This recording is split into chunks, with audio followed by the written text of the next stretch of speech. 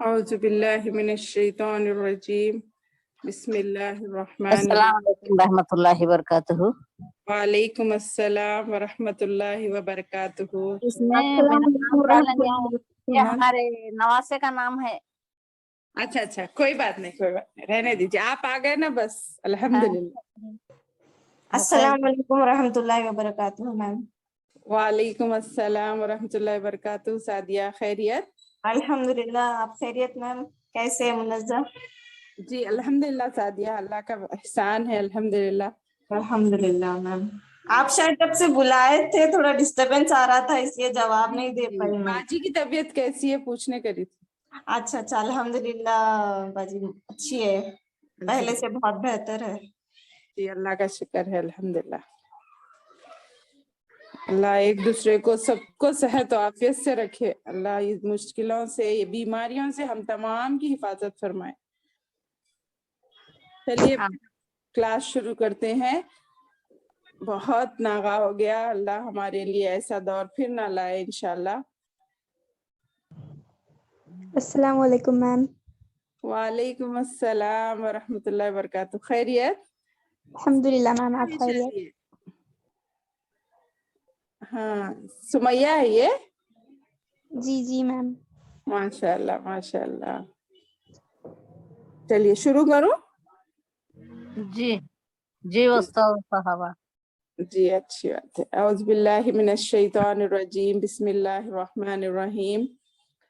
رب اشرح لی صدری ویسر لی امری واحلل عقدۃ من لسانی یفقہوا قولی ربی زدنی علما۔ الحمدللہ ثم الحمدللہ، اللہ تعالیٰ کا احسان ہے، ان رکاوٹوں کے باوجود ہمارا جو یہ سفر تھا اللہ کے لیے، ہم اپنے اعمال کے لیے اور اپنی جنت بہتر بنانے کے لیے جو چھوٹی سی کوشش کر رہے ہیں، اللہ اسے قبول فرمائے، ہماری اس میں پڑھی جانے والی غلطیوں کو معاف فرمائے، اور اس سے صحیح مقصد جو اللہ کا ہے وہ ہم تمام کے سینوں میں اتار دے اور ہمارے لیے عمل کرنا آسان کر دے۔ شیطانی وسوسوں سے بچاتے ہوئے ان باتوں پر عمل کرنا ہمارے لیے آسان کر دے اور ہمیں اپنا محاسبہ کرنے والا بنا دے۔ آمین ثم آمین۔ الحمدللہ اب ہم آیت نمبر 122 سے شروع کریں گے۔ اعوذ باللہ من الشیطان الرجیم۔ یا بنی اسرائیل اذکروا نعمتی التی انعمت علیکم وانی فضلتکم علی العالمین۔ یا بنی اسرائیل، اے بنی اسرائیل، اے اولاد یعقوب، یہ بھی بول سکتے اپن۔ بنی اسرائیل کس کو کہا جاتا ہے؟ یعقوب علیہ السلام کی تمام اولاد کو۔ اذکروا نعمتی اللتی، اذکروا تم یاد کرو، نعمتی میری نعمت کو۔ یہ کون؟ اللہ تعالیٰ کہہ رہے ہیں۔ اللتی جس جو کہ، انعمت میں نے کی ہے تم پر، علیکم جی وعلیکم السلام۔ کچھ پوچھنا ہے کیا؟ جی نہیں ادھر نہیں جی۔ اچھا ٹھیک ہے۔ انعمت علیکم میں نے انعام کیا تم پر، علیکم تم پر، وانی واو اور انی بے شک میں نے، فضلتکم فضیلت دی تمہیں۔ کس کو پڑھ رہا ہے؟ یہ کم کا مرجع جو ہے بنی اسرائیل کی طرف ہے، یہ اشارہ کس کی طرف ہے؟ بنی اسرائیل کی طرف، جمع ہے نا اس لیے کم آیا ہے۔ میں نے فضیلت دی، اللہ تعالیٰ کہہ رہے ہیں میں نے فضیلت دی کم تم کو، علی العالمین تمام جہانوں پر، تمام دنیا کے لوگوں پر تمہیں فضیلت دی۔ ایک آسان ترجمہ دیکھیے، اے بنی اسرائیل میری نعمت یاد کرو جو میں نے تم پر کی، اور یہ کہ میں نے تمہیں زمانے والوں پر فضیلت دی۔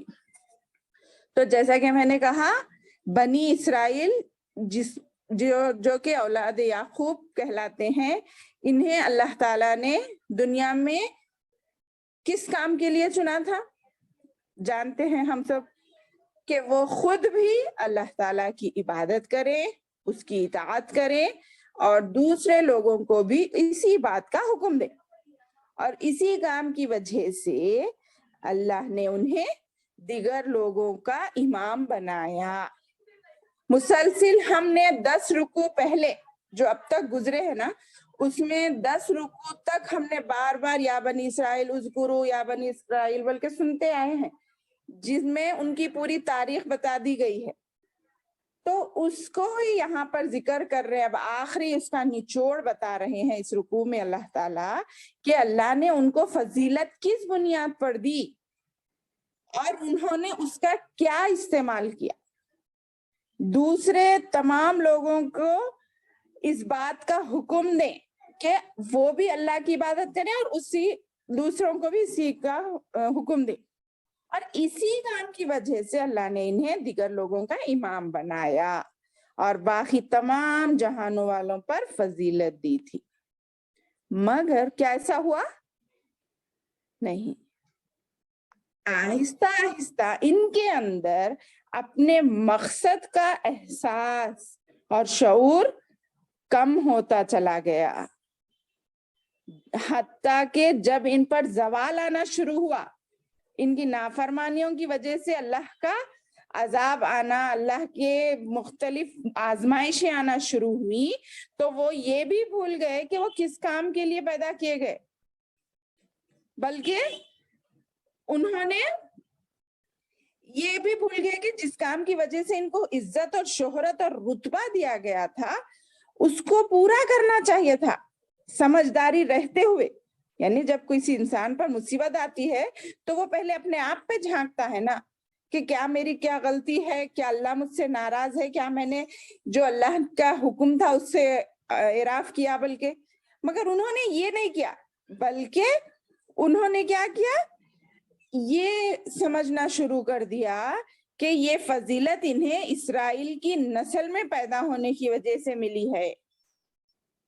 وہ اس کو نسلی اور گروہی فضیلت سمجھنے لگے اور ہم خاص لوگ ہیں بولنے لگے، اللہ کے پسندیدہ لوگ ہیں بولنے لگے، ہم جہنم میں نہیں جائیں گے بولنے لگے، ہم چند دن رہیں گے بولنے لگے.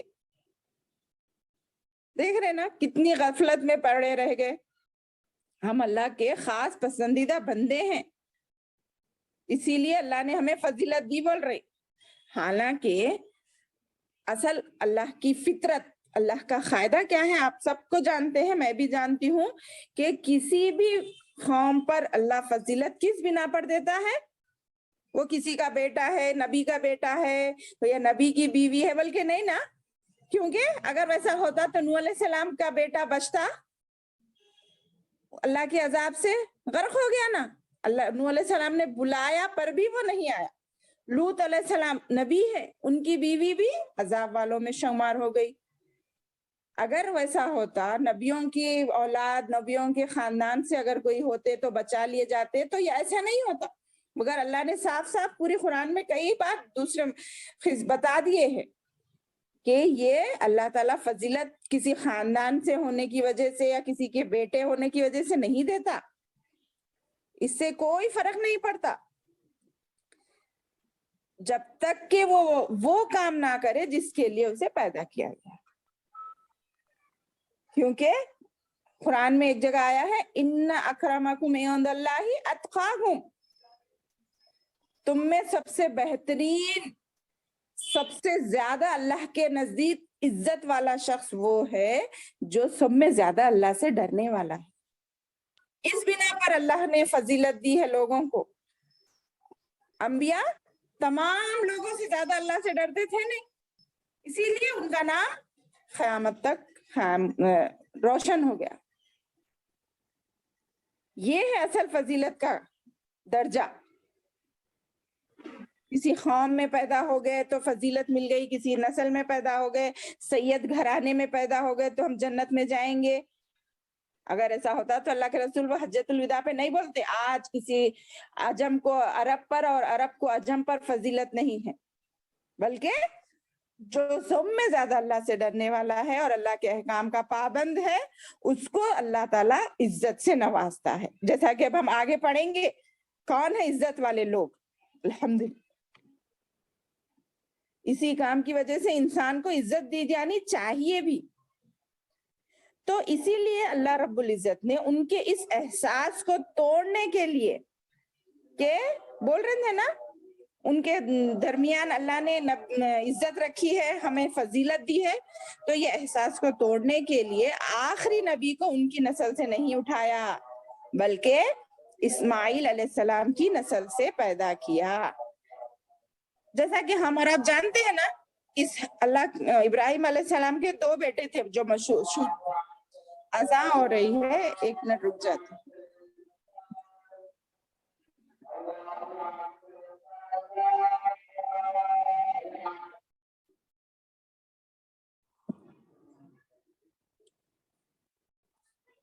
آواز آ رہی ہے میری؟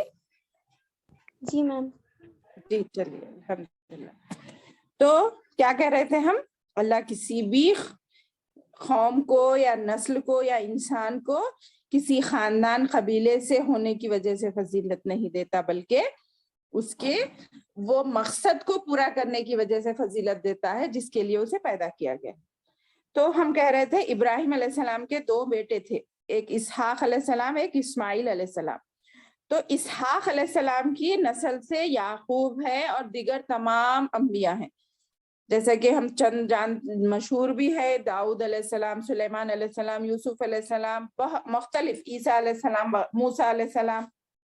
تو اللہ نے ابراہیم علیہ السلام کی یہ دعا جو اب آگے آ رہی ہے, اس دعا کی بنا پر ان کی اسحاق علیہ السلام کی اولاد میں نبوت رکھی تھی.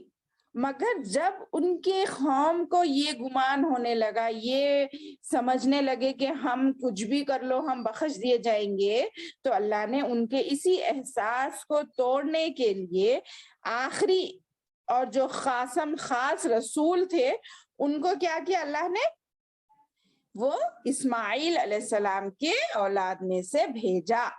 یہی وجہ تھے نا ان لوگوں کو نہیں ماننے کی, بنی اسرائیل کو, اللہ کے رسول کو نہیں ماننے کی سب میں پہلی وجہ یہی تھی نا کہ ہماری قوم سے کیوں نہیں آیا یہ آخری نبی جن کی بہت فضیلت آئی ہے. تو یہ احساس توڑنے کے لیے یہ اللہ تعالیٰ نے ان کے ساتھ کیا. تو اسی لیے مسلسل 10 رکوع تک بنی اسرائیل کو پوری تاریخ ہمیں معلوم ہو گئی. مگر اس آیت سے ہمیں کیا پتا چلا, اس ایک آیت سے ہمیں کیا پتا چلا کہ تم یاد کرو میری ان نعمتوں کو جو میں نے تم پر کی ہے. اس میں سب میں پہلے تو کیا معلوم ہوا کہ اللہ تعالیٰ سب سے پہلے جب کسی بندے پر کوئی نعمت عطا کرتا ہے اس میں سب میں بڑی نعمت کیا ہے, ایمان کی دولت سے نوازا جانا. یہ سب میں بڑی دولت ہے. الحمدللہ ثم الحمدللہ. ہم تمام جو بھی اس گروپ میں اب شامل ہیں اور سن رہے ہیں وہ تمام ایمان والے ہیں. تو ایک فضیلت تو ہمارے پاس آ گئی الحمدللہ. اس کے بعد اس آیت میں پتا چلا کہ موسیٰ علیہ السلام کو بھیج کر فرعون کے چنگل سے بچایا, ان کے اندر ان کے دشمن کو ان کے سامنے ہلاک کیا, یہ ایک نعمت تھی. اور ان کے اوپر پھر بغیر یار و مددگار نکل گئے تھے نا, تو جیسے ہی سمندر پار کر کے گئے ان پہ من و سلوا دیا, یہ ایک نعمت تھی. پھر پانی کی ضرورت آئی تو 12 چشمے نکالے, یہ ایک نعمت تھی. پھر بادلوں کے ذریعے ان کا سایہ کیا, یہ ایک نعمت تھی. مسلسل انہی کی نسل میں سے انبیاء بھیجے. یہ مختلف نعمتیں اللہ تعالیٰ نے یہاں کی, یا نعمتوں سے مراد یہی ہے, اللہ نے ان کے اوپر مختلف نعمتیں عطا کی جیسا کہ ہم پڑھ چکے. مگر ان تمام نعمتوں کا یہاں ذکر کر کے اللہ تعالیٰ پھر انہیں ان کی غلطی بھی بتا رہا ہے.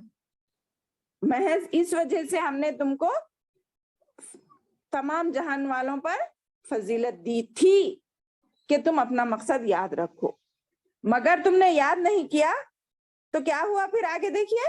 وَاتَّقُوا يَوْمًا لَا تَجْزِي نَفْسٌ عَن نَفْسٍ شَيْئًا وَلَا يُقْبَلُ مِنْهَا عَدْلٌ وَلَا تَنفَعُهَا شَفَاعَةٌ وَلَا هُمْ يُنصَرُونَ. اس کے بدلے انہیں کیا کرنا چاہیے تھا؟ اللہ کا شکر ادا کرنا چاہیے تھا. کیونکہ جب کوئی نعمت ملتی ہے تو ہمیں کیا کرنا چاہیے سب میں پہلے؟ یہاں ہمیں بولنے کا مقصد یہ ہے کہ اس کے اول مخاطب, ان آیتوں کے اول مخاطب تو بنی اسرائیل ہے, مگر اس کے بعد ہم ہیں ان کے دوسرے مخاطب.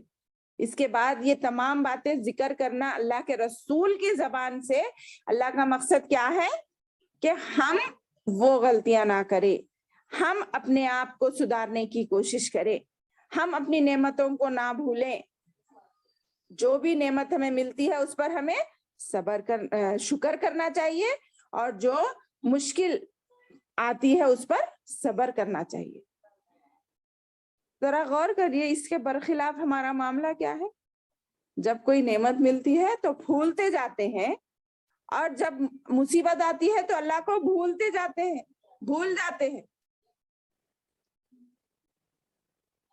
کیا ہم ایسا نہیں کرتے؟ اور اللہ سے ناراض ہو جاتے ہیں، شکوے شکایت کرنا شروع کر دیتے ہیں۔ بلکہ ہمیں کیا کرنا چاہیے؟ جب ہم سب گھر والے کبھی مل کر بیٹھتے ہیں تو اللہ کی نعمتوں کا تذکرہ کرنا چاہیے۔ کس لیے؟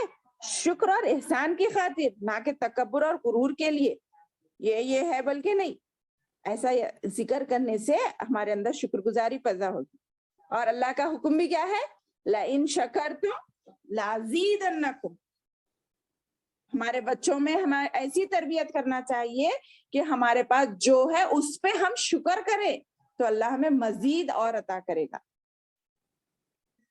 اگر ہم ناشکری کریں گے، اگر ہم تو اب یہاں عورتیں مراد ہیں، یہاں میں بولنے کا مقصد، اگر ہم ہی ہمارے شوہروں کی، ان کے باپوں کی ناشکری کریں گے، یہ نہیں لائے، وہ نہیں کرے، یہ نہیں کرے، بول تو بچوں کا ذہن بھی کیسا بنتا جائے گا؟ ویسا ہی بنے گا۔ اسی لیے ہمیں ہمارے گھر والوں کے ساتھ ایسا انداز اختیار کرنا چاہیے تربیت کا کہ بچے بھی ایک طریقے سے زندگی گزارے، اللہ کی نعمتوں کا شکر کرے۔ ہاں ایسا نہیں، ایسی ہے، ایسا نہیں، جتنا بھی ہمیں ملا ہے اس پر ہمیں شکر ادا کرنا چاہیے، تو اللہ مزید دے گا۔ نہیں ہے بول کے بیٹھے تو پورا ختم ہی ہو جاتا، ایک نیگیٹیوٹی انسان کے اندر پیدا ہو جاتی۔ جب ہم پازیٹیوٹی کو بڑھاوا دیں گے تو اور کچھ کرنے کی خواہش انسان کے اندر پیدا ہوتی، بچوں کے اندر پیدا ہوتی۔ تو یہ ایک تربیت کا طریقہ ہے۔ تفسیر میں آیا ہے کہ ہمیں اس طرح اللہ تعالیٰ کی نعمتوں کا شکر ادا کرنا چاہیے، جس کی وجہ سے وہ ہم پر اور مزید بڑھتی جائے۔ اور ایک بات یہ بھی پتا چلی ہے اس آیت سے کہ دنیا میں سب کو ایک دوسرے پر الگ الگ طریقے سے اللہ تعالیٰ فضیلت دیتا ہے۔ پتا چلا نا، کسی کو دنیاوی لحاظ سے، کسی کو دینی لحاظ سے، کسی کو رنگ و نسل میں، کسی کو کسی خد و خامت میں فرق دے کر، کسی کو دے کر اللہ تعالیٰ آزماتا ہے تو کسی سے لے کر آزماتا ہے۔ جیسا بنی اسرائیل کو میں بولی نا، آپ کی بہت سی چیزیں دے کر آزمایا، پھر آگے ابراہیم علیہ السلام کو بہت سی چیزیں لے کر آزمایا۔ کتنے طریقوں سے آزمایا ہم پڑھیں گے انشاءاللہ۔ تو اللہ تعالیٰ ہمیں یہ واقعات سے سبق حاصل کرنے کے لیے یہ بتا رہا ہے۔ اور اب دوسری بات یہاں جو ہمیں بتانی چاہیے وہ یہ کہ جب ان کے اندر یہ غرور اور تکبر آ گیا نا کہ ہم اللہ کی بہت پسندیدہ بندے ہیں، تو ان کی بات تو وہ چھوڑ دی اللہ تعالیٰ، بلکہ اس کو غلط ثابت کرنے کے بعد آگے بتا رہے ہیں کہ تم اللہ کے پسندیدہ قوم سے ہو بول کر آخرت میں بھی اس طرح بچ نہیں جاؤ گے، بلکہ ڈرو واتقوا یوما لا تجزی نفس عن نفس شیئا۔ کتنی پیاری آیت ہے، دیکھیں، واتقوا، اور ڈرو، یومن، اس دن سے، لا تجزی، جو بدلہ نہیں دے گا، نفسن، کوئی نفس، ان نفسن، کسی نفس کو، کوئی شخص کسی دوسرے شخص کو کچھ بھی بدلہ نہیں دے گا، شیئا، کچھ بھی۔ صاف ہے، دیکھیے آیت ہے، ڈرو اس دن سے جب کوئی نفس کسی نفس کو کچھ بھی بدلہ نہیں دے گا، ولا يقبل منها عدل ولا تنفعها شفاعہ، اور نہ ہی قبول کی جائے گی، یقبلو قبول کی جائے گی، ولا اور لا نہیں، یقبلو قبول کی جائے گی، منہا اس سے، یعنی وہ نفس سے، عدل کوئی معاوضہ، ولا تنفعها شفاعہ، اور نہ اس کو فائدہ دے گی کسی کی شفاعت۔ پیر و مرشد، ملا کے پاس جانا، وہ پیر و دستگیر بولتے نا، ہماری شفاعت کرتے بولتے نا، خبر والے کے پاس کیوں جاتا ہے انسان؟ کہ وہ بہت نیک تھا, ہم ان کے پاس جا کے حاضری دیں گے تو وہ ہماری شفاعت کرے گا. اللہ ہی معاف کرنے والا ہے, ان کے ذہن میں ہے ان کے, مگر انہیں شفاعت کرتے بولتے. پھر یہاں کیا بتا رہے ہیں, وَلَا تَنْفَعُهَا شَفَاعَةٌ, اور اس کو فائدہ نہیں دے گی کسی کی شفاعت, وَلَا هُمْ يُنصَرُونَ, اور نہ وہ مدد کیے جائیں گے. یہ بنی اسرائیل کو بھی ہے, ہمیں بھی ہے اس بات میں اشارہ کہ تم اس فضیلت کی بنا پر بچ جاؤ گے, سمجھ رہے ہیں, آخرت میں نہیں. آخرت کا معاملہ ایسا ہے, اس دن سے ڈرو. سب میں پہلی بات واتقوا, ڈرو, یومن, اس دن سے, لا, نہیں ہے, کوئی فائدہ نہیں دے گی کوئی نفس, چاہے وہ کتنا بھی قریبی رشتہ دار ہو, کتنا بھی اس کا عزیز ہو, وہاں پہ کوئی کسی کا بدلہ نہیں دے گا, کسی کی مدد نہیں کر سکے گا. اور نہ ہی زمین بھر کر, حدیث میں آتا ہے اگر اولاد آدم زمین بھر کر سونا دے کر بھی جہنم سے بچنے کا واسطے اللہ سے سوال کرے گا, تب بھی اس سے کوئی بدلہ نہیں لیا جائے گا. وَلَا تَنْفَعُهَا شَفَاعَةٌ, اور نہ اس سے کوئی شفاعت قبول کی جائے گی. یعنی اس کا مطلب یہ نہیں ہے کہ شفاعت ہی نہیں ہوگی, ہوگی, برابر ہے, الحمدللہ شفاعت صحیح حدیث سے ثابت ہے. 2 طرح کی شفاعت ہے, شفاعت کی 2 قسمیں ہیں, ایک شفاعت عظمیٰ کبریٰ بولتے ہیں, ایک شفاعت عام. کیا ہے ایک بڑی شفاعت؟ کون سی ہوگی؟ جب قیامت برپا ہوگی, جب سور پھونکا جائے گا. پہلے سور میں تو آپ لوگ جانتے ہیں تمام انسان مر جائیں گے, پورے دنیا پہ جو بھی جاندار ہے وہ تمام مر جائے گا. پھر دوسرا سور پھونکنے تک سب ایک میدان میں جمع ہو جائیں گے. تو وہاں پر قیامت شروع ہونے کے لیے اللہ تعالیٰ ایسا وقت لگائیں گے, شروع نہیں کریں گے. وہ اللہ کی کیا مصلحت ہے وہ اللہ ہی بہتر جانے, مگر حدیث سے ہمیں پتا چلتا ہے کہ حساب و کتاب شروع نہیں ہوگا. لوگ اپنے اعمال, اپنی اپنی فکر میں اتنے بے چین رہیں گے, اپنے ہی پسینے میں ڈوبتے چلے جائیں گے. تو لوگوں کا حال ایسا ہوگا کہ پریشان ہو کر وہ دعا کریں گے, اللہ تو کچھ بھی وہ فیصلہ شروع کر دے, چاہے ہمیں جہنم میں بھی بھیج دے. یعنی ایسا ٹھہرنا ہمارے لیے مشکل ہے, یہ انتظار ہمارے لیے مشکل ہوگا بولے گی. پھر ان میں سے چند گروہ, ایک لمبی حدیث ہے یہ, ان میں سے چند لوگ آدم علیہ السلام کے پاس جائیں گے. آپ لوگوں نے سنا ہی ہوگا, وہاں جا کر ان سے کہیں گے کہ آپ اللہ سے سفارش کریں کہ حساب کتاب شروع کیا جائے. تو آدم علیہ السلام اپنی غلطی یاد کریں گے کہ میں نے پھل کھا لیا, میں اللہ کے سامنے حاضر ہونے کی ہمت نہیں کرتا. پھر وہ موسیٰ علیہ السلام کے پاس آئیں گے, پھر وہ قتل کا ذکر کریں گے, پھر عیسیٰ علیہ السلام, ایسے مختلف انبیاء کے پاس آئیں گے. آ کر ان سے کہا جائے گا, تو کوئی کسی کو ہمت نہیں ہوگی کہ وہ اللہ سے بات کرے. تو پھر وہ سب مل کر پیارے نبی صلی اللہ علیہ وسلم کے پاس آئیں گے, تو وہ ہمارے پیارے نبی صلی اللہ علیہ وسلم اللہ سے دعا کریں گے. تو جب پھر قیامت شروع ہوگی, اللہ سے سفارش کریں گے کہ اللہ بندوں کا ٹھہرنا مشکل ہو گیا ہے, آپ حساب کتاب شروع کر دیجئے. تو جب اللہ شروع کریں گے, یہ خاص شفاعت ہے. اور دوسری ایک عام شفاعت ہے جس میں ہم سنتے آئے ہیں کہ منکر نکیر فرشتے بھی ہماری سفارش کریں گے, قرآن ہماری سفارش کرے گا, نبی کریم صلی اللہ علیہ وسلم بھی ہماری سفارش کریں گے. جیسا ہم اذان کے بعد کی دعا میں پڑھتے نہیں, ہم عام لوگ بھی سفارش کریں گے وغیرہ وغیرہ. تو یہ عام شفاعت ہوگی. آیت الکرسی میں بھی آیا تھا, معلوم ہے نا, روز صبح شام پڑھتے ہیں ہم, ہر فرض نماز کے بعد پڑھنا ضروری ہے. کیا ہے اس میں؟ اللہ لا الہ الا هو الحی القیوم لا تأخذہ سنۃ ولا نوم لہ ما فی السماوات وما فی الارض من ذا الذی یشفع عندہ الا باذنہ. کون ہے جو اس کے سامنے سفارش کرے گا مگر اسی کی اجازت سے کرے گا. یہ سفارش جو بھی عام سفارش ہوگی وہ بھی اللہ کی اجازت سے ہی ہوگی, اور وہ اللہ ہی اس کو قبول کرنے کی طاقت رکھتا ہے. تو شفاعت کام آئے گی, مگر کوئی اپنی طرف سے کسی کا کام نہیں آ سکتا, یہ بتانا مقصد ہے. اور نہ ہی وہ ایسا دن ہے جس دن کسی کی مدد کی جائے گی. وَلَا هُمْ يُنصَرُونَ, ان کی کوئی مدد نہیں کی جائے گی. جس سے یہ بنی اسرائیل کا جو زام تھا نا, جو غرور تھا نا, وہ ٹوٹ گیا.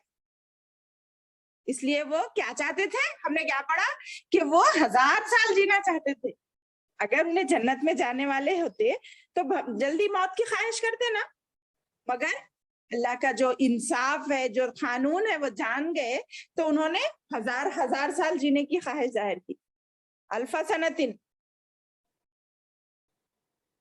تو ہمیں بھی یاد رکھنا چاہیے کہ اللہ تعالیٰ انصاف پر مبنی فیصلے کرے گا۔ کوئی نبی کا بیٹا ہے، کسی نبی کی بیوی ہے وغیرہ، کوئی فلاں پیسے والا ہے، فلاں نسل کا ہے، نہیں۔ اگر ویسا ہوتا تو اللہ کے رسول فرماتے یہ بات، اگر فاطمہ کی بیٹی بھی چوری کرتی تو اس کا ہاتھ کاٹ دیا جاتا، حدیث میں آیا۔ دیکھ رہے کتنا پیارا انصاف ہے جی، کتنا پیارا دین ہے ہمارا، اللہ اکبر، سبحان اللہ۔ دل سے خوشی ہوتی ہے ہمیں، ہم اس دین کے امتی ہیں، ہم اس دین کے کیا بولتے ایک حصہ ہے۔ الحمدللہ سے ہمیں فخر بھی اپنے آپ میں کرنا چاہیے، غرور کے لیے نہیں بول رہی بلکہ خوشی سے۔ انشاءاللہ اللہ ہم تمام کو ایسے لوگوں میں شامل کرے جو اللہ کے شکر گزار بندے ہیں۔ جتنا بھی ہمارے پاس ہے بس الحمدللہ، اللہ تو ہی ہمیں دے، دنیا کا محتاج ہرگز نہ بنا، اللہ تو اپنا محتاج بنا۔ آمین ثم آمین۔ تو آگے چلتے ہیں، آگے دیکھیے، اعوذ باللہ من الشیطان الرجیم، وَإِذِ ابْتَلَىٰ إِبْرَاهِيمَ رَبُّهُ بِكَلِمَاتٍ فَأَتَمَّهُنَّ قَالَ إِنِّي جَاعِلُكَ لِلنَّاسِ إِمَامًا قَالَ وَمِن ذُرِّيَّتِي قَالَ لَا يَنَالُ عَهْدِي الظَّالِمِينَ۔ کیا بول رہے ہیں یہاں پر؟ قالا وَإِذِ ابْتَلَىٰ، اور جب، اور از جب، ابتلا آزمایا گیا، ابراہیم علیہ السلام کو، رب اس کے رب نے، یہاں پہ فاعل کون ہے؟ اللہ تعالیٰ۔ اللہ نے جب ابراہیم علیہ السلام کو آزمایا، بکلماتن، چند باتوں میں، فاتمہن، پھر اللہ ہی سرٹیفائیڈ کر دے رہی کہ پھر اس نے ان تمام باتوں کو پورا کیا۔ فاتمہن، وہ کلمات مؤنث ہے نا، اس لیے یہ مؤنث کی ضمیر آئی کہ پھر ابراہیم علیہ السلام نے ان تمام کو فلفل کیا، فاتمہن، تو اس نے اس کو پورا کیا۔ پھر قالا، کہا، انی، بے شک میں، جاعلک للناس، اللہ نے کہا بے شک میں تجھے بناؤں گا لوگوں کا امام، للناس، لوگوں کے لیے، امامہ، امام۔ فوری، قالا ومن ذریتی، قالا کہا، کون؟ یہ ابراہیم علیہ السلام نے کہا، ومن ذریتی، اور میری اولاد، قال لا ینال عہد الظالمین، کہا، اللہ نے کہا تو میرا یہ نہیں پہنچتا، میرا یہ وعدہ تیری اولاد میں سے جو ظالم ہوں گے، میرا وعدہ تیری ظالم اولاد میں سے، یعنی اولاد اچھے بھی نکلتے برے بھی نکلتے نا، تو جو اچھے رہیں گے میں ضرور ان کی مدد کروں گا، جو مجھے یاد رکھے گا میں ضرور اس کی مدد کروں گا، مگر جو مجھے بھول جائے گا تو میں یہ وعدہ نہیں کرتا کہ اس کو بھی بچا لوں۔ کتنا پیارا ہے میری بہن، یہ پڑھ رہی ہوں تو میں اس کی تفسیر اتنی خوشی ہو رہی ہے، آپ لوگ سنیں گے تو انشاءاللہ آپ کو بھی ویسے ہی خوشی میں ہوگی کہ سب میں پہلی بات یہاں توحید میں دنیا کا سب میں پہلا امام کون ہے؟ ابراہیم علیہ السلام۔ تاریخ گواہ ہے میری بہنوں کہ ابراہیم علیہ السلام کو اتنے طریقوں سے آزمایا گیا جتنا دوسروں کو نہیں آزمایا گیا، مگر وہ ہر آزمائش میں مکمل تھے، کیونکہ اللہ خود فرما رہا نا آگے، بکلمات فاتمہن، ہم نے ابراہیم کو اس طرح آزمایا چند باتوں میں کہ وہ اس نے اس کو پورا کیا۔ پھر ہم نے کہا کہ ہم اس کو تجھے امام بنائیں گے لوگوں کا، تو ابراہیم علیہ السلام نے کیا کہا؟ میری اولاد، تو اللہ نے کہا کہ میرا وعدہ ظالم اولاد میں سے نہیں ہے۔ تو سب میں پہلے سن لیجئے کہ اس آیت میں خلیل اللہ حضرت ابراہیم علیہ السلام کی بزرگی کا بیان ہو رہا ہے، ٹھیک ہے؟ سب میں پہلے سنیے، جو توحید میں دنیا کے امام ہیں، توحید میں دنیا کے امام ہیں، جنہوں نے بہت سی تکالیف پر صبر کر کے احکام الہی کی بجا آوری میں ثابت قدمی اور پوری توجہ سے اللہ کی فرما برداری کی۔ فرماتے ہیں اے نبی تم ان مشرکین اور اہل کتاب کو جو ملت ابراہیم کے دعوے دار ہیں ذرا ابراہیم علیہ السلام کی فرما برداری اور اطاعت گزاری کے واقعات تو سناؤ تاکہ انہیں معلوم ہو جائے کہ دین حنیف پر اسوہ ابراہیمی پر کون قائم ہے.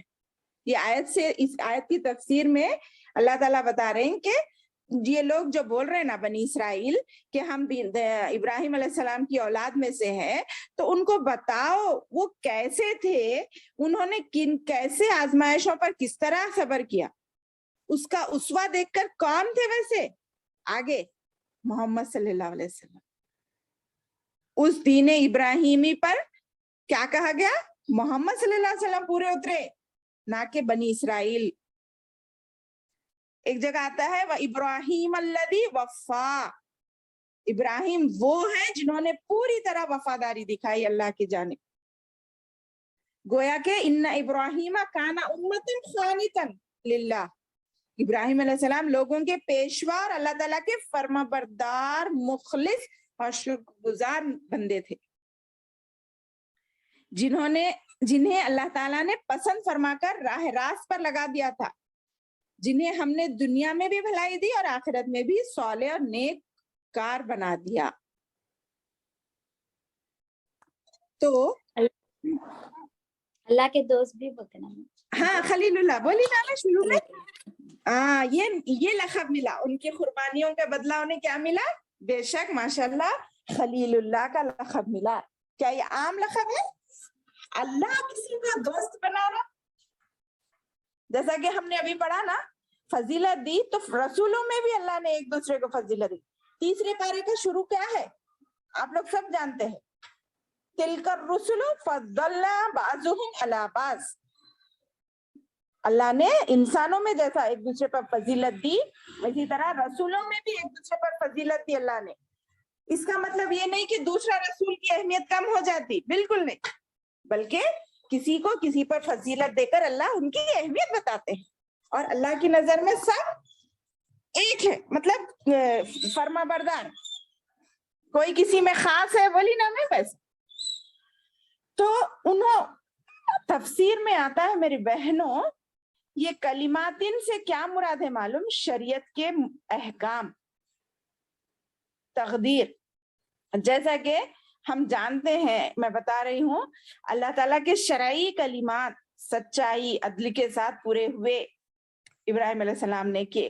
تو کیا آتا ہے اس میں, ان کلمات میں احکام حج بھی ہے, پھر اسی طرح مونچھوں کا کم کرنا, کلی کرنا, ناک صاف کرنا, مسواک کرنا, سر کے بال منڈانا اور زیر ناف بال کاٹنا, ناخن نکالنا اور ختنہ کرانا, بغل کے بال نکالنا, پیشاب پیخانے کے تمام استنجا کرنا, جمعے کے دن کے غسل کرنا, طواف کرنا, صفا اور مروہ کے درمیان سعی کرنا, رمی جمار کرنا, یہ تمام چیزیں کس نے سکھائی, ابراہیم علیہ السلام نے ہی. اور مختلف طریقوں سے ان کو آزمایا گیا. سب میں پہلے آپ سوچئے, خود باپ ایک بت فروش ہے, بت بنانے والا بھی ہے, بت کی پوجا کرنے والا بھی ہے, ویسے باپ کے یہ ایسے بیٹے نکلے جو باپ ہی اس کا مخالف ہے. اگر ہماری اولاد اگر ہمارے اولاد کے ہم مخالف ہو جائیں تو بچے کیسے بیہیو کرتے, انہوں نے سچائی کی تلاش کی, انہوں نے غور و فکر کیا, پھر ان کو آگ میں ڈالا گیا. یہ کتنی بڑی آزمائش تھی. پھر ان کے باپ اور خاندان قبیلے والے ان کے دشمن ہو گئے. آپ کو پتا ہے جب ابراہیم علیہ السلام کو آگ میں ڈالا گیا تو وہ آگ تو الحمدللہ انہوں نے آگ میں جانے تک بھی اللہ کے علاوہ کسی پہ بھروسہ نہیں کیا. کیا کہا انہوں نے اس وقت بھی, حسبنا اللہ و نعم الوکیل کا. فرشتوں نے آ کر پوچھا تو بھی انہوں نے کیا جواب دیا, پر اللہ میری مدد کرے گا, مجھے ڈر نہیں ہے. خوشی خوشی وہ آگ میں کود پڑے تو اللہ کے حکم سے وہ آگ گلزار بن گئی. اتنا بڑا معجزہ دیکھنے کے بعد بھی ان کی قوم میں سے ایک انسان بھی نہیں ایمان لایا, صرف لوط علیہ السلام کے. آپ کو معلوم ہے کتنا بڑا مجموعہ تھا وہاں پر, مگر کوئی ایمان نہیں لایا. صرف لوط علیہ السلام جو آپ کے بھانجے یا بھتیجے ہوتے ہیں وہ ایمان لائے اور آپ کے ساتھ نکل پڑے. پھر آپ کی بیوی سارہ علیہ السلام تینوں اس گاؤں سے نکل گئے, عراق سے نکل کر کہاں گئے؟ شام چلے گئے. سوچئے اب پیدا ہوئے سو زمین سے ہمیں کتنی محبت ہوتی ہے, وہ چھوڑ کے نکلنا کیا معمولی بات ہے؟ کتنی بڑی آزمائش ہے. پھر آگے اولاد جو ایک بڑی عمر میں ہوئی, پھر اس کو قربان کرنے کی بات آئی. اللہ اکبر. اس کو بھی کس طرح 80 سال کی عمر میں نا میم. جی 80 سال آتا ہے تفسیر میں, 80 سال کی عمر میں ان کو اولاد ہوئی, اور اتنی فرما بردار اولاد, کتنی محبت ہوگی ان کو. اور وہ اولاد کی محبت اس جملے سے ظاہر ہوتی ہے. میں یہی بول رہی تھی, آپ کو خوشی ہوئی کہ جب اللہ نے ان کو کہا قال انی جاعلک للناس اماما, میں تمہیں تمہارے لوگوں کا ایک امام بناؤں گا, بولے تک انہوں فوری دوسرا جملہ کیا تھا, اور میری اولاد کے ساتھ کیا معاملہ ہوگا میرے مولا, پوچھے انہوں. قال ومن ذریتی, ابراہیم علیہ السلام نے کہا میری اولاد کا معاملہ کیا ہے. کتنی محبت تھی ہوں گا ان کو اولاد سے. سوچئے آپ, جو اتنی بڑی عمر میں ہوئی, ان کی اتنی محبت سے پرورش کر رہے ہیں, ان کی تربیت کر رہے ہیں, انہی کو ذبح کرنے کا حکم دیا اللہ نے. دیکھا چلو ان کی محبت زیادہ رہتی ہے, میری محبت زیادہ رہتی ہے. سوچے مگر کس کی محبت غالب آئی؟ اللہ کی محبت غالب آئی. ہم ہماری اولاد کے لیے ایسا سوچ سکتے قربان کرنا؟ وہ تو چھری بھی چلا دیے نا میری بہنوں, آنکھوں پہ پٹی باندھ کے چھری بھی چلا دیے. ان کو پتا نہیں تھا وہاں دمبا ہے, جب کھولے تب پتا چلا. کتنا بڑا آزمائش ہے. اولاد کی قربان کرے, ہم اپنا وقت قربان نہیں کرتے اللہ کی خاطر. اللہ اکبر. اور اولاد کی فکر دیکھیے, ہم ایک سے 2 بار بولے تو ہمارے بچے چڑ جاتے, بلکہ ہم خاموش ہو جاتے. بہنوں کیا یہ فکر ہے ہماری؟ ان کو جب اللہ نے امامت کا تاج پہنا رہی, ان کو اس کی خوشی محسوس نہیں ہو رہی, میں تو امام بن گیا مگر میری اولاد کیسی ہوتی کی بول کے سوچ رہے انہوں. کتنے مخلص والد ہے, دیکھ رہے ہیں کیا آج ہم ہیں ہماری اولاد کے لیے اتنے مخلص؟ ان کی فکر ہے ہم کو. فجر میں اٹھ رہے ہمارے بچے, ایسا ہم اٹھاتے ان کو. اپنے آپ میں غور کا مقام ہے یہ. اللہ کی محبت کے سامنے ہمیں اولاد کی محبت غالب نہیں آنی چاہیے. ہمیں اولاد کی بھی اسی طرح فکر کرنی چاہیے جس طرح ہم اپنے آپ کی کرتے ہیں. جیسا ابراہیم علیہ السلام نے کی, تو اللہ نے کیا کہا پھر؟ ٹھیک ہے تمہاری دعا ضرور قبول ہوگی, مگر جو تمہاری اولاد میں سے نافرمان نکلے گا پھر ہم اس کے بارے میں وعدہ نہیں کرتے کہ وہ اس کا بھی ہم ساتھ دیں گے. کیونکہ بولے نا, اوپر قاعدہ بتا دیا نا کہ ہم کسی بھی قوم کو اس کے اعمال کے حساب سے فضیلت دیتے ہیں, نہ کہ خاندان قبیلہ دیکھ کر. اور تفسیر میں آتا ہے 33 مرتبہ, یہ بھی کلمات سے مراد 33 مرتبہ آزمایا گیا اللہ کے ابراہیم علیہ السلام کو. اب وہ کتنے ہیں وہ الگ بات ہے, بہت لمبی بات ہے, مگر تفسیر میں آتا ہے. اللہ رحم کرے. اللہ جس کی بنا پر کیا معاملے کیا انہوں نے جو کیا قربانیاں کی, قیامت تک ان کا نام یا لیا جانے کے لیے اللہ نے رکھ دیا. آج ہم کتنی خوشی سے ان کا نام لے رہے ہیں. اور اس کے علاوہ ہر روز صبح شام درود ابراہیم میں نماز اللہ میں. علیہ السلام, ویری گڈ ماشاء اللہ, نماز میں ہم ان کا نام لیتے ہیں اور ان کو درود, اللہ کی رحمت اور اس کی برکتیں بھیجتے ہیں. کتنی بڑی فضیلت ہے کہ اللہ نے ان کی ان قربانیوں کو ایسے ہی چھوڑ دیا کیا؟ نہیں. ایک اور بات پتہ چلتی ہے میری بہنوں اس آیت سے ہمیں, دنیا میں کئی لوگ آئے چلے گئے, اگر وہ لوگ کچھ اچھا کام کرتے ہوتے تو ان کا نام باقی ہو جاتا, جیسا کہ ابراہیم علیہ السلام کا باقی رہ گیا. کیوں؟ انہوں نے اپنی پوری زندگی اللہ اور رسول اللہ کی خاطر گزاری. سوری رسول تو بعد میں ہمارے ہے, وہ خود ایک نبی تھے.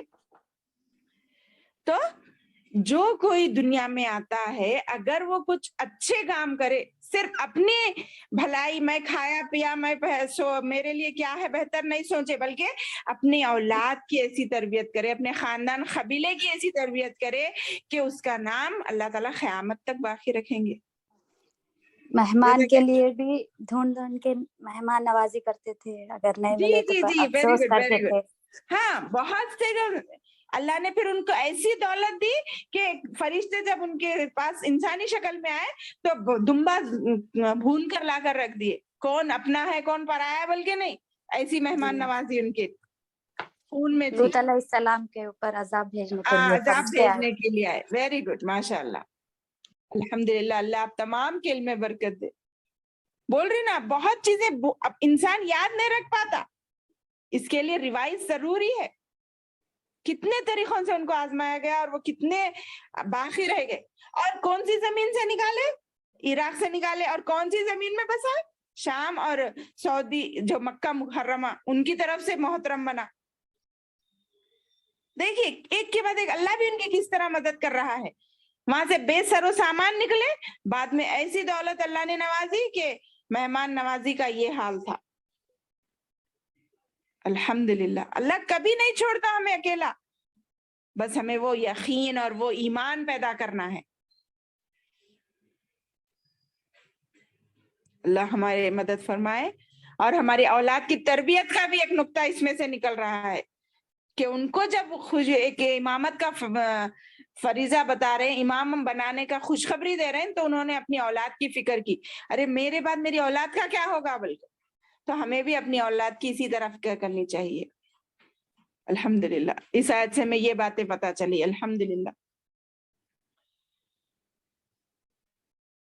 آگے پڑھے دیکھیے, اعوذ باللہ من الشیطان الرجیم.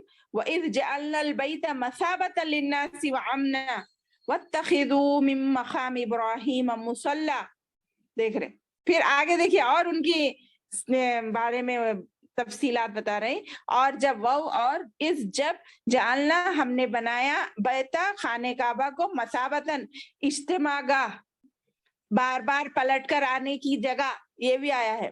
لناسی لوگوں کے لیے, وہ امنا اور امانت کی جگہ, امن کی جمع امن کی جگہ. واتخذوا اور کہا بنا لو من مقامی ابراہیم مصلی, ابراہیم علیہ السلام کے مقام کو نماز کی جگہ. مصلی کہتے ہیں نماز کی جگہ. مم سے مقامی جگہ, ابراہیم علیہ السلام کی مصلی نماز کی جگہ بنا لو, یعنی جہاں کھڑے کر وہ خانہ کعبہ کی تعمیر کرے. جیسا کہ آپ اور ہم جانتے ہیں, سعودی میں جب کعبۃ اللہ میں ایک جگہ پر ابراہیم علیہ السلام کے پیروں کے نشان ہیں, اس کو اللہ نے قیامت تک کے لیے محفوظ کر دیا. نیکی کرنے والے کی نیکی, اس کے قدم کو بھی اللہ نے محفوظ کر دیا. دیکھ رہے آپ کتنی بڑی بات ہے, ماشاء اللہ, سبحان اللہ. اور جب میں نے خانہ کعبہ کو بنایا لوگوں کے لیے بار بار لوٹنے کی جگہ اور اجتماع کی جگہ اور امن کی جگہ, اور مقام ابراہیم کو نماز کی جگہ بنا لو, اللہ نے کہا.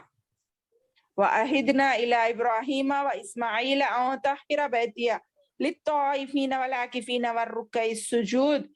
اور ہم نے عہد لیا, ہم نے حکم دیا الی ابراہیم علیہ السلام اور اسماعیل علیہ السلام کو کہ ان طہر بیتیا, کہ وہ پاک کرے میرے گھر کو طواف کرنے والوں اور رکوع کرنے والوں, اعتکاف کرنے والوں اور رکوع اور سجود کرنے والوں کے لیے. للطائفین طواف کرنے والے, والعاکفین اعتکاف کرنے والے, والرکعی اور رکوع کرنے والے, اور سجود سجدہ کرنے والوں کے لیے پاک و صاف کریں. اس آیت سے ہمیں کیا پتہ چلتا ہے؟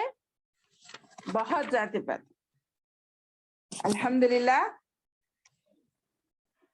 ابراہیم علیہ السلام نے اپنی امامت کی خوشخبری سن کر اپنی اولاد کے لیے بھی یہی دعا کی, جو قبول تو کی جاتی ہے, لیکن ساتھ ہی خبر دی جاتی ہے کہ آپ کی اولاد میں ظالم بھی ہوں گے تو جنہیں اللہ تعالیٰ کا عہد نہ پہنچے گا وہ امام نہیں بنائے جائیں گے. ارے یہ ہو گیا. تو اس کے بعد یہاں پہ بول رہے ہیں بیت اللہ کو امن و امان کی جگہ بنایا. مسابتن سے مراد بار بار آنا. حج کر کے جانے والے بھی کے دل میں یہی لگن ہوتی ہے اور دوسرے لوگوں کے دل میں بھی کہ وہ جگہ بار بار لوٹ کر جائے. جو ہم میں سے کرے ہیں ان سے پوچھئے ان کی کیفیت کہ کیسا مقام ہوگا وہ. اللہ ہم تمام کو نصیب کرے حج کرنا, عمرہ کرنا اس جگہ جا کر. تو ایسی کیفیت ہوتی ہے کہ وہاں بار بار پلٹ کر جائیں ہم. اتنا سکون. امن کی جگہ مطلب وہاں پر ہتھیار نہیں اٹھایا جاتا, اور یہ اب نہیں بلکہ جہالت کے زمانے میں بھی اس کے آس پاس تو لوٹ مار ہوتی تھی, لیکن یہاں امن و امان رہتا, حتیٰ کہ کسی کو کوئی گالی بھی نہیں دیتا. یہ جگہ ہمیشہ سے متبرک اور شریف رہی ہے. وہاں نیک روحیں اس کی طرف رہ جاتی ہیں, ہر سال زیارت کرتی ہیں, اور یہ ابراہیم علیہ السلام کی دعا کا اثر ہے. کہ کیا کہا آپ نے, آپ صلی اللہ علیہ وسلم نے بھی دعا مانگی تھی, وَاجْعَلْ أَفْئِدَةً مِّنَ النَّاسِ تَهْوِي إِلَيْهِمْ. قبلہ رخ کرنے کے لیے اللہ کے رسول نے بھی دعا کی تھی نا کہ بیت المقدس سے آپ کا قبلہ کدھر ہو جائے, بیت اللہ کی طرف ہو جائے, کعبے کی طرف ہو جائے.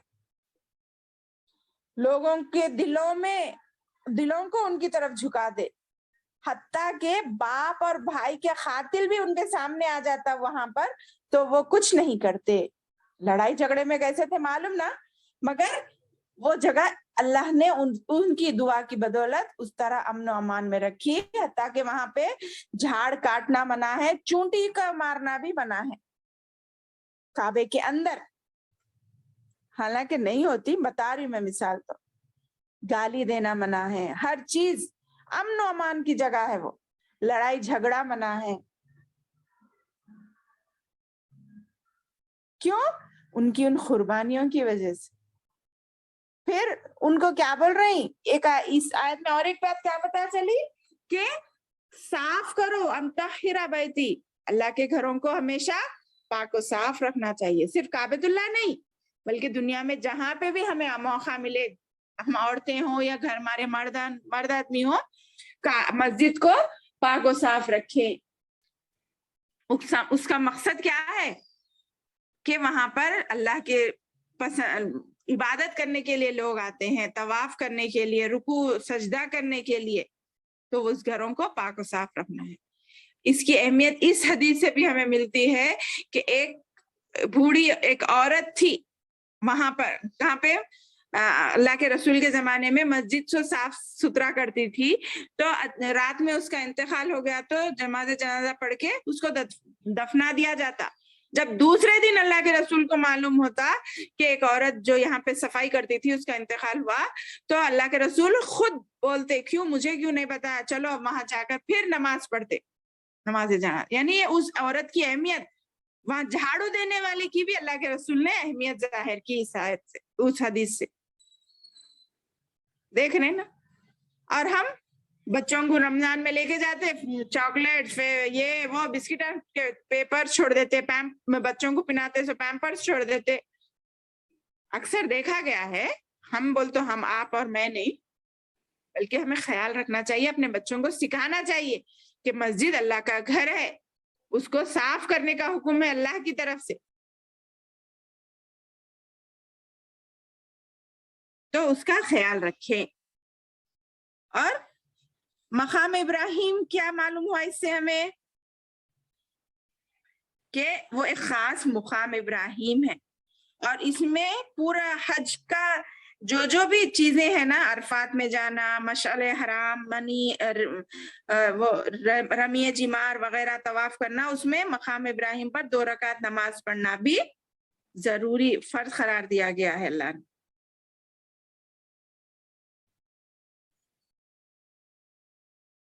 اور وہ پتھر کے مطلب کیا ہے, وہاں پر ٹھہر کر اللہ کے نبی ابراہیم علیہ السلام نے کعبے کی تعمیر کی. جیسے پہلے تو پتھر قریب تھا, مگر اب جیسا جیسا بڑھتے گئی مسجد, اس کو ایک دور مقام پہ سیو کیا گیا. جیسا معلوم ہے نا آپ لوگوں کو, جالی نما بنا کے واٹس ایپ پہ آتا ہے نا, अल्हम्दुलिल्लाह। और जूते की निशान नहीं है, आपने गौर किया, बल्कि मस्जिद में बगैर जूतों के जाते हैं और उंगलियों के निशान भी है उसमें।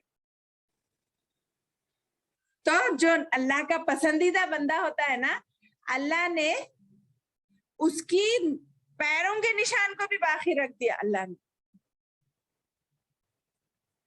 कितनी बड़ी बात है ना इसमें। हाँ मैम, हेलो अस्सलाम वालेकुम मैम। जी जी, वालेकुम अस्सलाम। हाँ हाँ, मैं देख चुकी हूँ मैम, वो पत्थरों इब्राहिम अलैहिस्सलाम के जो माशाल्लाह माशाल्लाह। मकाम इब्राहिम है ना, तो वहाँ पे जी, पैरों मकाम पे, इब्राहिम कहते हैं। हाँ मकाम इब्राहिम है ना, पत्थर के पूरे पैर पे निशान है वहाँ पे, पत्थर के जी, पूरे पूरे पैरों के, लंबे लंबे कितनी पैरों के खुशी निशान। महसूस हुई होगा हाँ ना आपको वहाँ का पूरा अल्हम्दुलिल्लाह, एक एक मंजर। माशाल्लाह बहुत, जब देखते हैं ना तो आंख से खुद ही निकल जाते, आदमी खुद ब खुद हरने बेबस से हो मैंने जाता, यही सुना कि आंसू निकल जाते हैं, ये आंसू मोहब्बत वहां निकल से है। जाते, लौट वल्लाही के आंसू आने का निकल भी दिल जाते नहीं हैं। बोलता मैम, हम भी गए थे अल्हम्दुलिल्लाह बच्चे की माशाल्लाह पैदाइश, माशाल्लाह। फिर वापस आने का दिल भी नहीं बोलता, देखो जी हाँ जी हाँ। अल्लाह हम इतना अच्छा सबको है। नसीब करे, जो आप लोगों की खुशी है ना वो हम सबको और आप लोगों को भी नसीब करे इंशाल्लाह। जो भी सुन रहे हैं माशाल्लाह, ये वो हर एक बंदे की यही कैफियत है, कोई एक बोले जैसा नहीं, जिसके दिल में ईमान होता है ना उसकी यही कैफियत होती है। अल्लाह हम तमाम की मदद फरमाए। तो वो मकाम इब्राहिम को अल्लाह ने इस तरह सेव कर दिया। फिर आगे देखिए, وَإِذْ قَالَ إِبْرَاهِيمُ رَبِّ اجْعَلْ هَذَا بَلَدًا آمِنًا وَارْزُقْ أَهْلَهُ مِنَ الثَّمَرَاتِ مَنْ آمَنَ مِنْهُمْ بِاللَّهِ وَالْيَوْمِ الْآخِرِ قَالَ وَمَنْ كَفَرَ فَأُمَتِّعُهُ قَلِيلًا ثُمَّ أَضْطَرُّهُ إِلَى عَذَابِ النَّارِ وَبِئْسَ الْمَصِيرُ۔ وَإِذْ اور جب قال کہا ابراہیم نے ربی میرے رب رب اجعل بنا هذا بلدن اس شہر کو آمنا امن والا ورزق اور ان کو رزق دے اہلہ یہاں کے رہنے والوں کو من الثمراتی پھلوں میں سے من آمنا جو ایمان لائے ان میں سے باللہ اللہ پر اور آخرت کے دن پر، اور کہا ومن کفر اور جو اس کا انکار کرے کفر کرے فومتی ہوں میں اس کو بھی خلیل تھوڑا دوں گا، ثم استرہ پھر میں اسے گھسیٹ کر لاؤں گا عذاب جہنم کی آگ کے عذاب کی طرف، وبئس المصیر اور بری اور وہ بہت ہی برا ٹھکانہ ہے، بہت ہی بری لوٹنے کی جگہ ہے۔ کیا بول رہے اس میں؟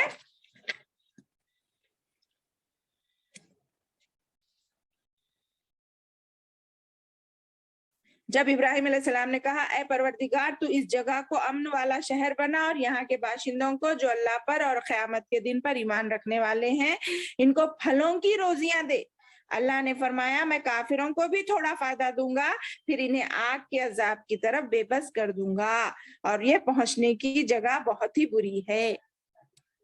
اس آیت سے کیا پتہ چل رہا ہمیں کہ آپ سب جانتے ہیں ابراہیم علیہ السلام کی اسی دعا کی بنا پر وہاں وہ ایسی سرزمین ہے جہاں کھیتی باڑی نہیں ہوتی مگر دنیا کے تمام پھل وہاں پر ملتے ہیں، وہاں کی بازار میں دنیا جہاں کے پھلوں کو اللہ نے لا دیا ہے۔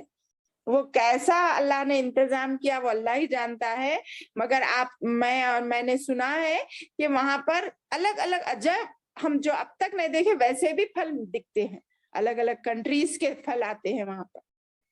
کیوں؟ ابراہیم علیہ السلام نے دعا کی اس شہر کو امن والا شہر بنا اور یہاں کے لوگ رہنے والوں کو پھلوں سے تو رزق، کیونکہ انرجی کے حساب سے دیکھیے آپ بھی جانتے ہیں پھلوں میں جو طاقت ہے وہ عام کھانے روٹی میں نہیں ہے، پھلوں کی طاقت، پھلوں کا رزق بہت بڑا ہے، کھانے کے اعتبار سے بہت ہائی لیول پہ ہے۔ جب کوئی بھی بیمار ہوتا ہے نا تو اس کو پھل کھانے کی بات کہتے ہیں، کیوں؟ اس میں ویسی طاقت ہے، ویسی قوت آتی ہے تاکہ وہ قوت اللہ کی راہ میں خرچ ہو سکے۔ اور کس کے لیے؟ من آمن منہم جو ایمان لائے ان میں سے اللہ پر اور آخرت کے دن۔ یہ بہت بنیادی چیز ہے، جو اللہ کو مانے گا تبھی وہ آخرت کی فکر کرے گا اپنے اعمال میں۔ اور اللہ نے کہا جو کفر بھی کرے گا اس کو دنیا میں تو میں تھوڑا بہت دے دوں گا، آخرت کے مقابلے میں وہ کتنا بھی امیر ہو کم ہی ہے۔ فَأُمَتِّعُ خَلِيلًا کے معنی آخرت میں جو اللہ ہمارے ایمان والوں کو جو دینے والا ہے اس کے مقابلے میں دنیا کا یہ बिल क्लिंटन ले लो या अंबानी ले लो, कौन भी ले लो, दुनिया का अरबपति खरबपति भी ले लो, उसका मतलब सामान सरो सामान कम ही है, क्योंकि उसे फिर अल्लाह ताला जो अल्लाह का इनकार करेगा उसको ढकेलेगा आग के अजाब की तरफ।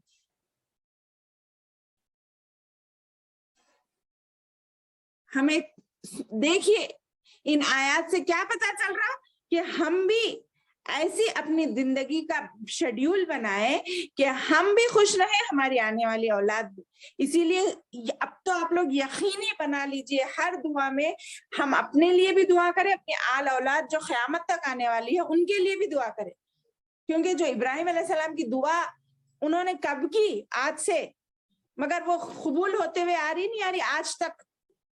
इसीलिए हमें भी अपनी औलाद के लिए भी दुआ करना है, उनकी आने वाली तमाम नस्लों के लिए भी ये दुआ करना है कि अल्लाह उन्हें तौहीद की दौलत पर कायम रख, दुनिया में मजबूर और लाचार मत कर, बल्कि दीन पर कायम रख कर उन्हें दुनिया में भी दे, आखिरत में भी दे। यहाँ दो चीजें मांग रहे इब्राहिम अलैहिस्सलाम, क्या मांग रहे? दुनियावी दौलत भी मांग रहे, आखिरत भी मांग रहे। चाहे या इनको दुनिया में अमन का शहर बना, अमन मान रहे हैं, इंसान के लिए अमन जरूरी है, और रिस्क मांग रहे, हलाल रिस्क और बेहतरीन रिस्क मांग रहे। क्या खाली अपने लिए मांगा उन्होंने? नहीं, बल्कि पूरी नबियों का हाल क्या होता, पूरी कौम के लिए दुआ करते थे, वर्जुक अहलहू मिनस समराती, जो ईमान लाए अल्लाह पर आखिरत पर। ऐसे ही हमें भी दुआ करनी चाहिए, क्योंकि जो इनकार करेगा, जो नहीं मानेगा, वो उसका ठिकाना तो जहन्नम है। सुम्मा अस्तर्रुहु इला अज़ाबिन नार, हम उसे जरूर धकेल देंगे आग के अजाब की तरफ। वबिअसल मसीर, वो लौटने की बहुत ही बुरी जगह। फिर देखिए आगे दुआ है इब्राहिम अलैहिस्सलाम की, वइज़ यरफ़उ इब्राहीमुल क़वाइद मिनल बैति व इस्माईल रब्बना तक़ब्बल मिन्ना इन्नका अंतस समीउल अलीम। और जब यरफ़उ उठा रहे थे इब्राहिम अलैहिस्सलाम बुनियादे ख़वाइदा, बुनियादे मिनल बैती, घर की, खाने काबा की, व इस्माईल, और इस्माईल अलैहिस्सलाम। रब्बना, उन्होंने कहा ऐ हमारे रब, तक़ब्बल मिन्ना, तू कबूल कर हमसे, इन्नका अंतस समीउल अलीम, बेशक तो हकीकत में तो बहुत ज्यादा सुनने वाला और जानने वाला है। कितनी प्यारी दुआ है। देखिए जब उन्होंने दीन का काम किया, उसको अपनी बड़ाई नहीं समझे, मैंने तो बहुत कुर्बानियां दी वो, बल्कि नहीं सोचे अब मैं तो कामयाबी होने वाला हूं, नहीं समझे, बल्कि अल्लाह से दुआ करे। बुनियादी उठाते वक्त क्या दुआ करे इब्राहिम और इस्माइल अलैहिस्सलाम, अल्लाह जो हम ये मेहनत कर रहे हैं ना, तो इसको कबूल कर अल्लाह। मैं बोली ना कि हम अपने अमाल की बिना पर जन्नत में नहीं जाएंगे, बल्कि अल्लाह की खुशनुदी आना, अल्लाह की कबूलियत आना उन अमाल में। हम बहुत इज्तिमा करें, हम बहुत तफसीर करें, हम बहुत नमाजें पढ़े, हम बहुत रोजे रखे, हम जैसा भी जन्नत में जाते नहीं समझना। साहबा का मामूल क्या होता था, 6 महीने पहले से दुआएं करते थे कि रमजान मिले, फिर रमजान में की हुई इबादतों का 6 महीने बाद तक दुआ करते थे कि अल्लाह उसको कबूल कर, जो हमने दुआ रमजान में इबादत की। और एक खास बात इस आयत में हमें ये भी पता चली कि नबियों ने जब रब्बना कहकर दुआ की, वो दुआ जरूर कबूल हुई। आप लोग भी गौर करिए, इब्राहिम अलैहिस्सलाम ने रब्बना कहा। बहुत से नबियों की दुआएं आप लोग गौर करिए, जहां पे रब से अल्लाह की नन्यानो नाम है ना, मगर रब के नाम के वास्ते से जहां दुआ की जाती है वो रब जरूर कबूल होती है। दूसरी भी कबूल होती है, मगर अलग अलग अंदाज में, वो दुआ की कबूलियत के अहकामात है।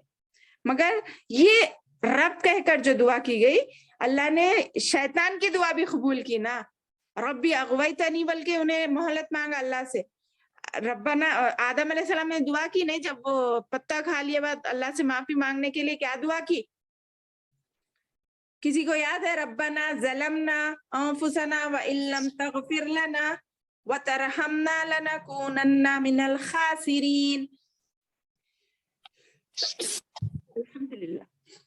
रब कहकर आदम अलैहिस्सलाम ने दुआ की, तो उसके बाद अल्लाह ने उनको माफ किया। तो शैतान इब्लीस ने भी क्या कहा, रब्बी अगवैतनी, बल्कि बोले, मेरे को पूरी दुआ याद नहीं है उसका वो जुमला, मगर इब्लीस ने कहा ऐ रब मुझे तू मोहलत दे क़यामत तक। तो अल्लाह ने इब्लीस की दुआ भी कबूल कर ली। देख रहे हैं इसकी तासीर। यूनुस या अलैहिस्सलाम रब ने, बोलना ज्यादा पसंद है ना मैम, हाँ रब रब कह के बुलाना वो ज्यादा हाँ, पसंद है। अल्लाह तुम में पहला नाम तो अल्लाह है, उसके बाद रब अल्लाह को ज्यादा पसंद। जैसा कि अल्हम्दुलिल्लाह रब्बिल आलमीन है, दूसरी सिफत अल्लाह ने क्या कही वहां पर, रब कहा अपने आप को। तो हमें भी ये बात का ख्याल रखना चाहिए, अल्लाह को ऐसी दुआ मांगना कि अल्लाह कबूल होती, यकीन रखना। फिर यूनुस अलैहिस्सलाम ने भी वैसे ही रब कहकर अल्लाह से दुआ की। फिर मूसा अलैहिस्सलाम ने भी रब्बी इन्नी लिमा अंज़लता इलैया मिन खैरिन फकीर कहा। सूरह क़सस में आएगा इंशाल्लाह आगे कि जब वो एक आदमी को मुक्का मार के निकल गए थे ना वहां से, फिरौन के पास से, तो बेसरो सामान एक जगह बैठे हुए थे, तो अल्लाह से क्या दुआ की, रब्बी इन्नी लिमा अंज़लता इलैया मिन खैरिन फकीर, ऐसा। और अल्लाह के रसूल ने भी, अल्लाह के रसूल की पसंदीदा दुआ क्या थी, रब्बना आतिना फिद दुनिया हसना व फिल आखिरति हसना व क़िना अज़ाबन्नार। अल्हम्दुलिल्लाह, ये बात पता चली हमें। और हमें अपने अमाल पे गुरूर और तकब्बुर नहीं, बल्कि अल्लाह की रहमत को, अल्लाह की एहसान को दुआ करना चाहिए कि अल्लाह मैं जो भी कर रहा हूँ इसको तू कबूल फरमा। इसलिए अक्सर दुआ में हम ये दुआ आखिर में पढ़ते हैं, रब्बना तक़ब्बल मिन्ना इन्नका अंतस समीउल अलीम व तुब अलैना इन्नका अंतत तव्वाबुर रहीम। आगे आ रही है वो, रब्बना वजअलना, क्योंकि अल्लाह बहुत ज्यादा सुनने वाला और जानने वाला है, हमारी दिली कैफियतों को अल्लाह जानने वाला है। रब्बना वजअलना मुस्लिमैन, आगे पूरी दुआएं हैं, देखिए आखिर रुकू के खत्म तक, रब्बना वजअलना मुस्लिमैन लका व मिन ज़ुर्रियतिना उम्मतन मुस्लिमतन लक व अरिना मनासिकना व तुब अलैना इन्नका अंतत तव्वाबुर रहीम।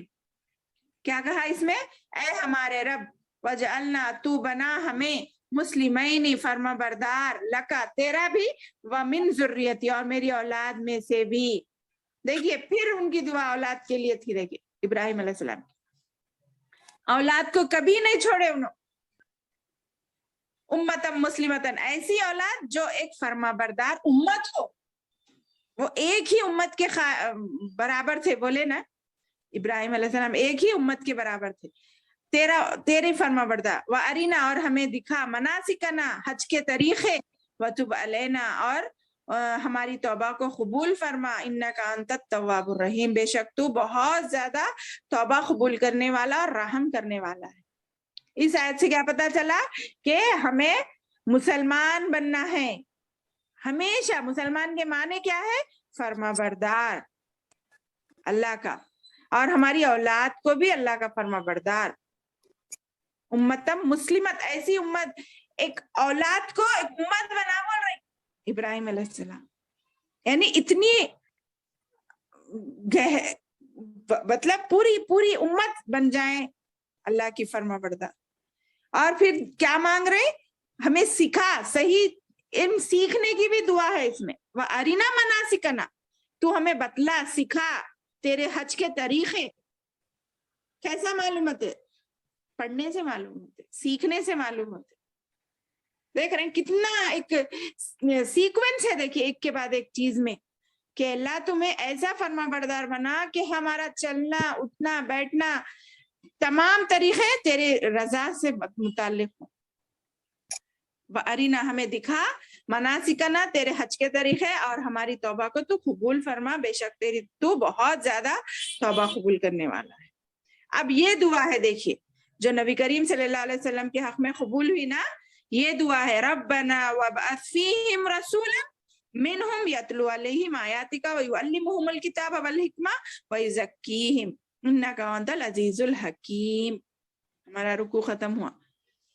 क्या है इस दुआ में, अल्लाह पूरी उम्मत, जब मेरे साथ जो है उनको भी तेरा फर्मा बरदार बना, और आखिर में एक ऐसा खास रसूल भेज उन मेरी औलाद में से जो तेरी आयत पढ़कर सुनाए लोगों को।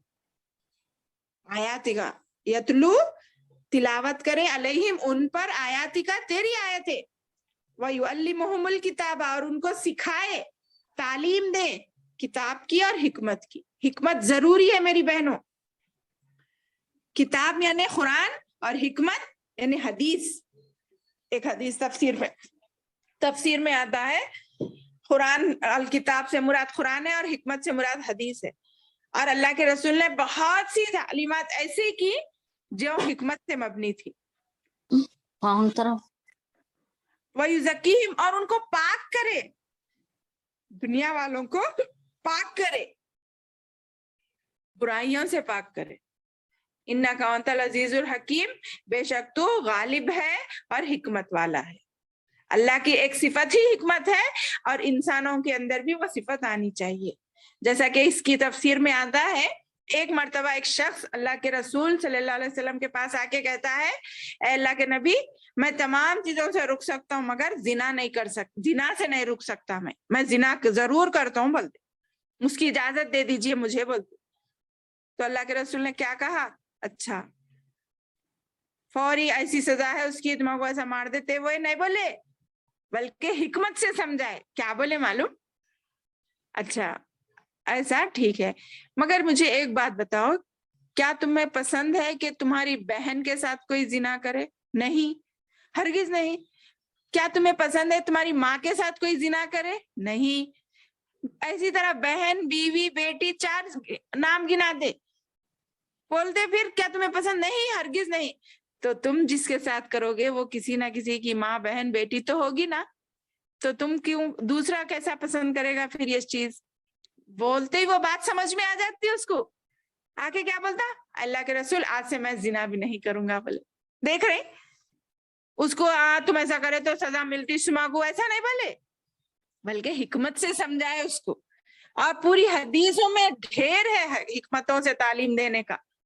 अल्लाह के रसूल, जैसा कि मैंने कहा ना पेशाब के बारे में, एक मस्जिद में आके बदू करते रहा तो कैसा उसको मारने जाते, रोके न रोके, हिकमत से समझाए कि ये जगह ऐसी नहीं है नापाकी की।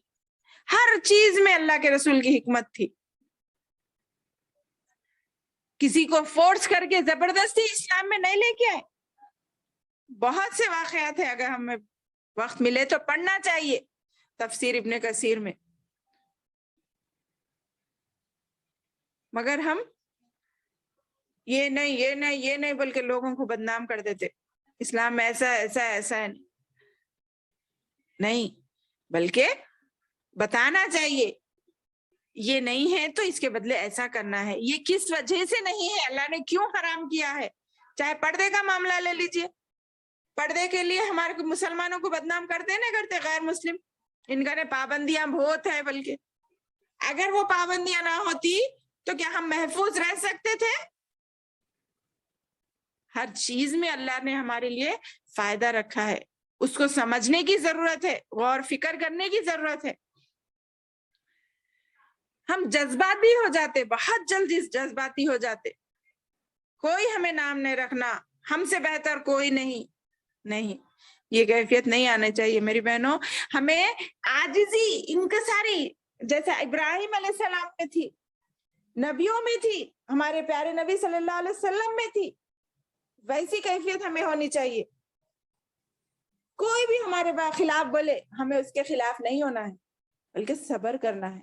हम यहाँ पे पूरे फैसले कर लेंगे तो आखिरत में क्या करेंगे फिर? आखिरत फैसले की दिन है ना,